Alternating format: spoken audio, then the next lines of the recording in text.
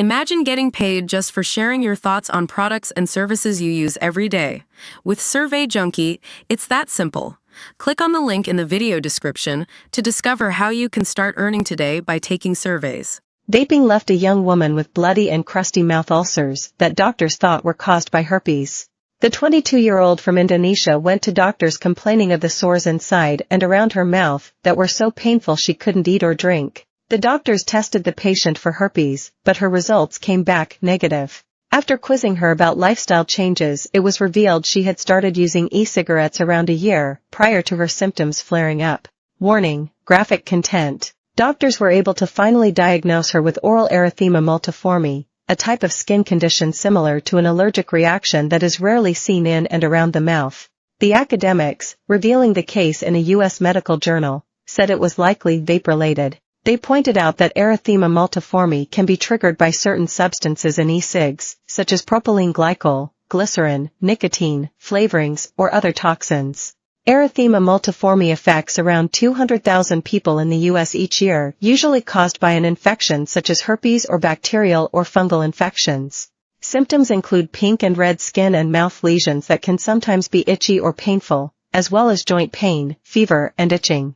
The condition can occur all over the body, and it is rare to be solely confined to the mouth. Minor cases of the skin condition can clear up on their own, while more involved cases may need to be treated with steroids, allergy medications, antiseptics, or antivirals depending on the root cause. In extreme cases, hospitalization may be required if the patient is unable to eat, is in extreme pain, or severely dehydrated. Doctors may also apply cool compresses and administer antibiotics. The woman visited doctors at the Department of Oral Medicine at the University of Indonesia, complaining of mouth sores and pain over the previous month. She had trouble eating due to the ulcers and pimples in and around her lips and mouth. Doctors observed sores on her inner cheeks, tongue, roof and floor of the mouth and lips, with crusts and an erosive area at the corner of her mouth that bled. The patient revealed to doctors she had been using vaping devices for about a year, but had never experienced an issue. Shortly before her symptoms began, the woman, who had never smoked traditional cigarettes, switched vaping liquids to try another flavor. She told doctors she began vaping out of curiosity and would smoke e-cigarettes a few times a day every few days with friends. The patient's case was considered a mild form of erythema multiforme, and she was given a steroid mouthwash, as well as a solution to moisten gauze with and apply to her lips 3 times a day. She was also sent home with a cream to apply to the eroding wound area on the side of her mouth and instructed to apply Vaseline to her dry lips throughout the day. Doctors also stressed she should stop vaping. In just 1 week, the patient showed vast improvement. Vaping has been associated with a number of health side effects, including mouth and throat irritation, eye irritation, shortness of breath, fatigue and lung cancer. It is estimated nearly 31 million Americans vape or use electronic cigarettes, including 2 million middle and high school students.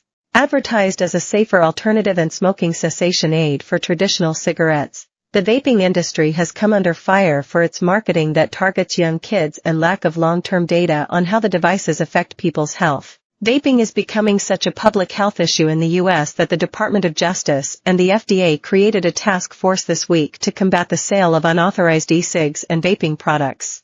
Officials and critics argue the unregulated vaping products are purposely designed for and marketed to children with their colorful packaging and fruity or candy-like flavors. Acting Associate Attorney General Benjamin Miser said these products jeopardize the health of children and adolescents across the U.S., and the task force will be dedicated to protecting Americans by combating their illegal distribution.